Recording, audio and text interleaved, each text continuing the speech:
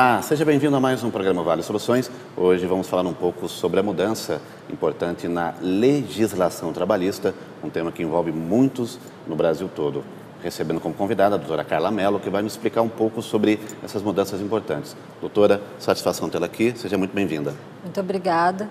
A reforma trabalhista trouxe alguns avanços aí na nossa legislação, que era de 1940, a primeira CLT no Brasil. E com a reforma trouxe algumas flexibilizações nas relações de trabalho. Entre elas, houve a grande mudança da não obrigatoriedade mais da contribuição sindical.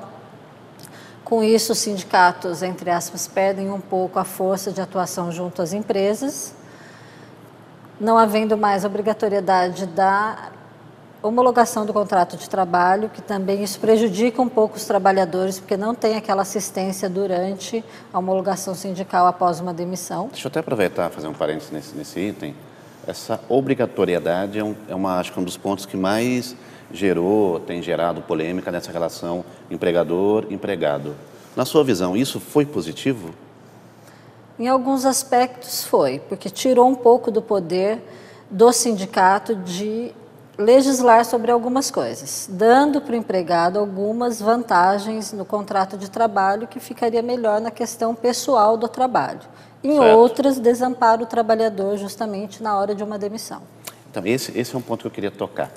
Eu tenho escutado, a gente tem lido muito a respeito sobre esse desamparo que o trabalhador pode vir a sofrer em caso do desligamento da empresa. Até que ponto chega? Como que era o modelo anterior e como se tem hoje esse modelo? No meu entendimento, o modelo era falho. Por quê? Porque você ia a um sindicato, muitas vezes com a presença da empresa junto, conferia-se só os cálculos e fazia ressalvas no termo de homologação de contrato de trabalho. Tá. Eu vejo uma mudança positiva porque hoje o ex-empregado demitido pode ser acompanhado por um advogado. Antes ele não poderia? Poderia com uma imposição do advogado. Os sindicatos não gostavam porque eles têm advogados próprios. Tá, então ficaria em cargo do sindicato propor uma solução mediante o seu corpo jurídico. Isso, exatamente. Perfeito. Hoje o empregado tem a livre escolha de levar isso para o sindicato e levar o profissional que ele quiser para acompanhá-lo. E o sindicato não pode se opor? Não. Nunca pôde, mas tinha uma força por trás das relações sindicais, né? Não que se opusesse, mas não gostava. Perfeito. Então vamos retomar então essa questão. Essa questão do sindicato que envolve acordos coletivos, que foi uma grande discussão até que ponto os empregados estariam sendo prejudicados.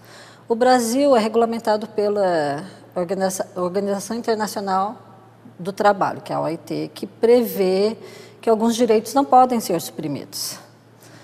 Com essa reforma trabalhista, os empregados podem formalizar acordos individuais, por exemplo, de banco de horas, por exemplo. Eu tenho a necessidade de ter banco de horas, mas isso tinha que ser homologado por um sindicato e pelo Ministério do Trabalho. Hoje em dia não precisa ser feito mais assim. Eu posso fazer um acordo diretamente com a RH da empresa ou diretamente com o jurídico da empresa, respeitando os limites de descanso e de compensação de horas, que tem que ser compensados até 6 meses. E também pode ser feito, isso acelera também, dá uma celeridade. Dá uma celeridade, acordos, né? dá uma garantia, porque às vezes o empregado está num processo de cansaço, de estresse, de algumas coisas, que necessita de umas horas a mais de descanso, sem ter aquela pergunta, se eu ficar fora do emprego eu vou perdê-lo? Que é uma grande preocupação. Que é uma grande preocupação, exatamente. Essa relação toda envolvendo o empregador e o empregado sempre foi cercada de, teoricamente, nos últimos tempos, de situações onde o empregador sairia beneficiado, né? Nós sabemos que existem casos, né, de funcionários que alegam uma série de coisas para não irem trabalhar ou, por qualquer razão, acabavam entrando com uma ação contra a empresa. Isso se modifica agora? Hoje é um processo muito sério isso. A reforma trouxe alguns aspectos também na legislação processual.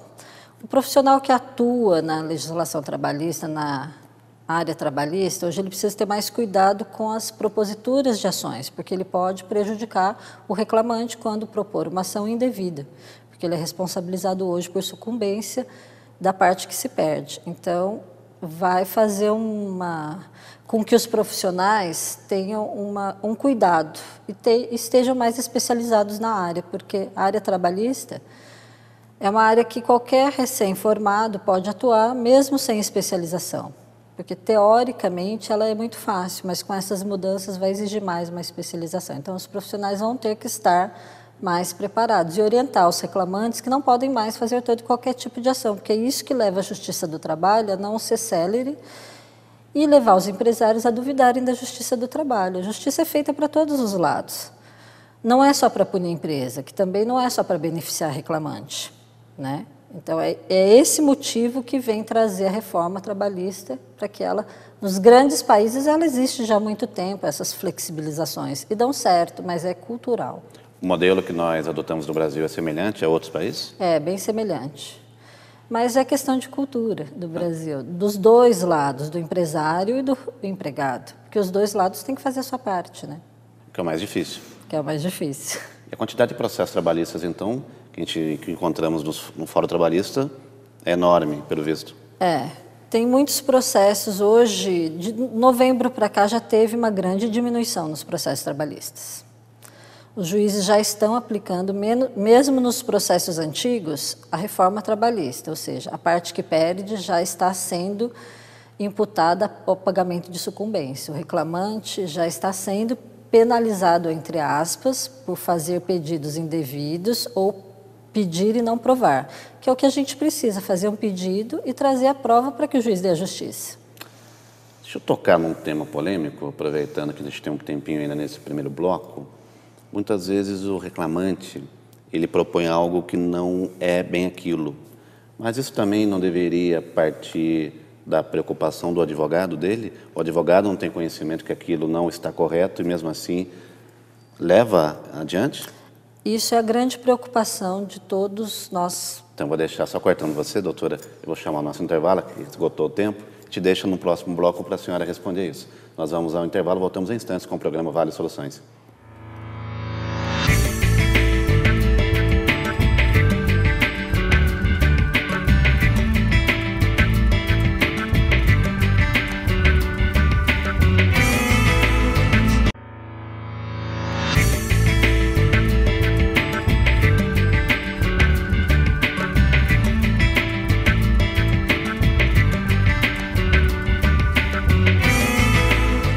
Retornamos com o programa Vale Soluções, hoje entrando na polêmica da reforma trabalhista, do que vai acontecer daqui para frente no país. Ao meu lado, a convidada a doutora Carla Mello, que está nos explicando sobre esse tema. Eu perguntei à doutora, no bloco anterior, sobre a procedência de algumas ações e no papel do advogado, quando algumas reclamações ultrapassam eu não vou chamar a confiabilidade, vamos colocar dessa forma, por parte do reclamante. Esse é um aspecto que preocupa os atuantes na Justiça do Trabalho pelo seguinte: hoje o advogado tem um papel fundamental na orientação do reclamante, porque existe uma figura nova, de acordo também com o Código Novo de Processo Civil, que é a litigância de má-fé, onde o advogado, se litigar de má-fé, ele também é responsabilizado, não só o reclamante pelo pagamento da sucumbência, mas cabe ao profissional que deve estar habilitado e especialista atuando na área a orientar o reclamante que o pedido indevido vai surtir efeito de responsabilidade do reclamante, porque ele vai arcar com custas. Hoje o reclamante arca com custas, com pagamento de honorários periciais, que antes era só por parte da empresa. Então hoje ele arca com uma série de pedidos que antigamente era só arcado pelas empresas e facilitava essa demanda, infelizmente, que evitava a confiabilidade da Justiça do Trabalho por conta desses pedidos inaptos, no meu entendimento.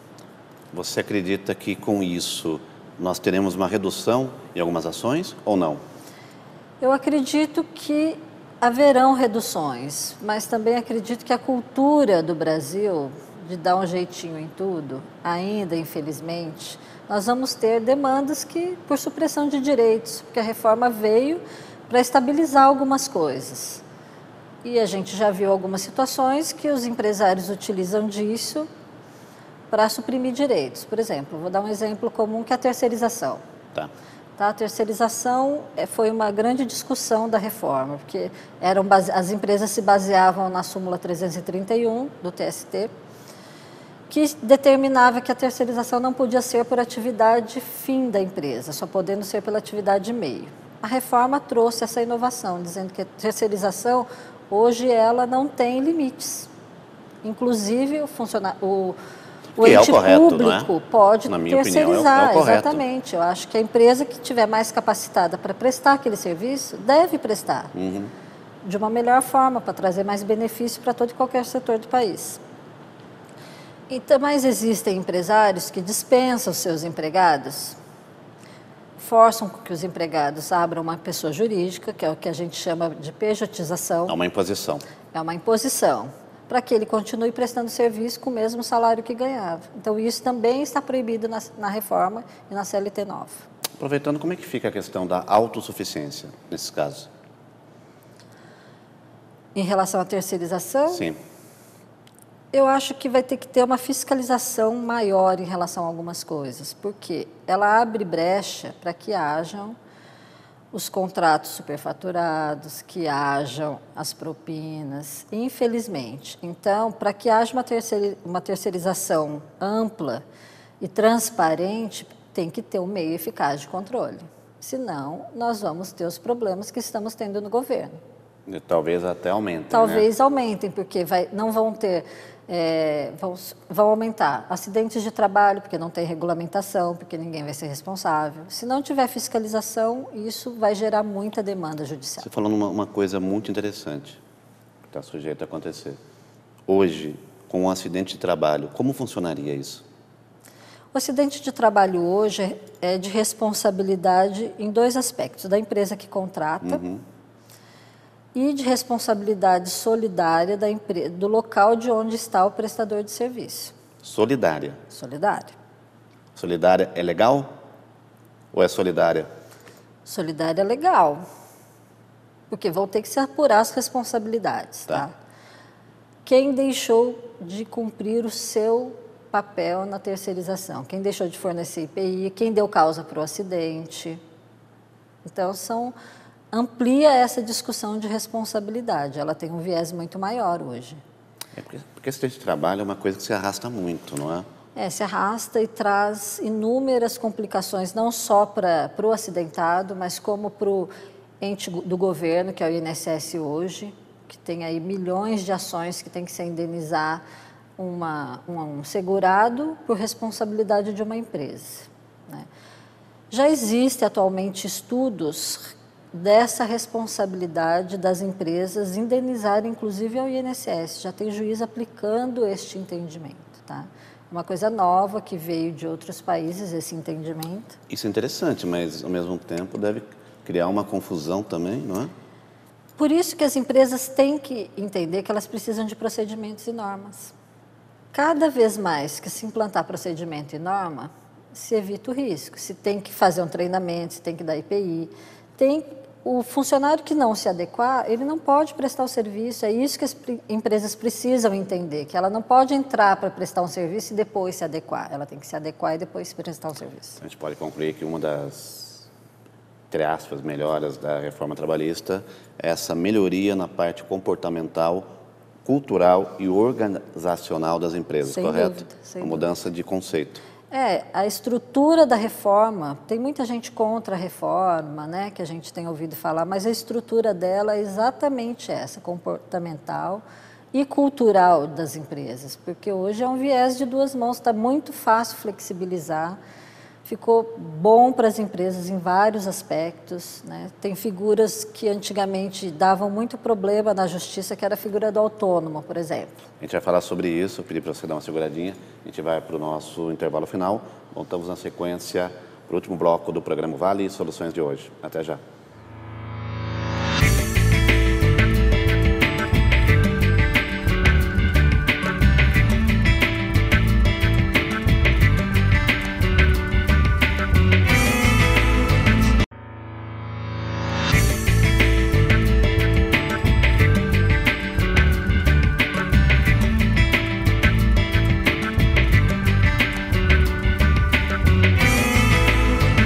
Retornamos para o bloco final do programa Vale e Soluções de hoje, conversando com a doutora Carla Mello sobre a reforma trabalhista.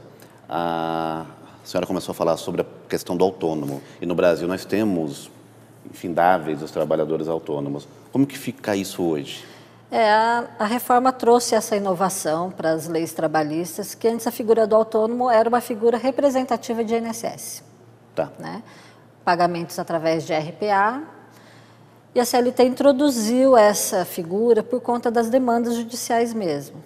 Hoje ela está prevista na CLT, num artigo específico, que traz esse trabalho autônomo, que não é uma figura de empregado, que era uma grande discussão, até onde se é um autônomo e até onde se torna um empregado. Com uma única condição que está expressa na CLT, que o autônomo não pode ter contrato de exclusividade. Ele presta serviço de uma maneira ampla, sem subordinação em alguns aspectos, mas não pode ter contrato de exclusividade. Então, já está regulamentada a função do autônomo. Ela deixa de existir daquela forma que o autônomo, se tivesse jornada de trabalho, pessoalidade, onerosidade, ele virava um empregado. Hoje já está descrito que não, existe um contrato específico de autônomo. Você não tem o vínculo, né? Não tem o vínculo empregatício, exatamente, mas é um contrato individual de autônomo, está expresso na lei hoje e vai diminuir muito essa questão dessa demanda trabalhista. E é importante que, na verdade, no Brasil, acho que o trabalho autônomo cresceu muito, né? Vai se multiplicando. Pela informalidade, por uma série de coisas que vieram acontecendo aí de 2015 até agora, né? Então, as pessoas são autônomas para pagar menos impostos ou para não sair das condições de assistencialistas que nós vivemos, infelizmente, porque é melhor não ter um contrato e viver na informalidade como autônomo, porque deixa de receber os benefícios assistenciais. E agora, com essa figura, é um contrato registrado mesmo e que a empresa... ambos têm responsabilidade, inclusive no tocante assistente de trabalho e tudo isso.